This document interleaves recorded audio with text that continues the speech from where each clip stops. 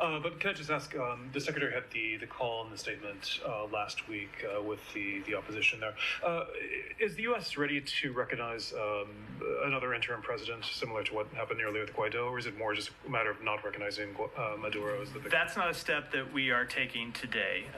Where we are today is we are in close contact with our partners in the region, especially with Brazil, Mexico, and Colombia, about a path forward. We continue to urge the Venezuelan parties to begin discussions on a peaceful transition back to democratic norms.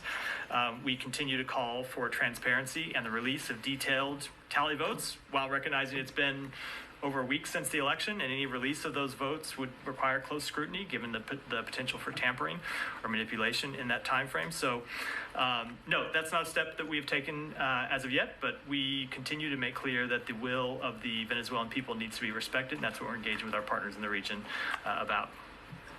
Sure. And do you have any reaction to the EU today? So it won't recognize the results. Is there a press for what's the U.S. call for other countries in terms of how to approach Venezuela? Is there also an idea that perhaps other countries should take steps of not recognizing Maduro as the victor? So we would hope to see all parties take the steps that we have done, which is to call for full transparency, to ask for the full results to be released.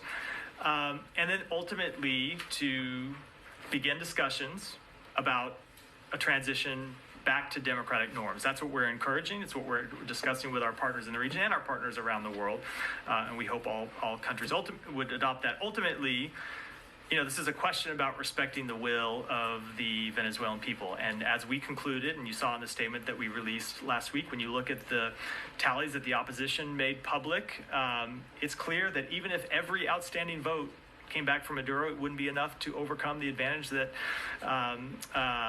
Edmundo Gonzalez had. And obviously saw the report in the Washington Post concluding the same thing over the weekend. And so we're going to continue to push for respect for the will, or the will and the votes, actually, of the Venezuelan people.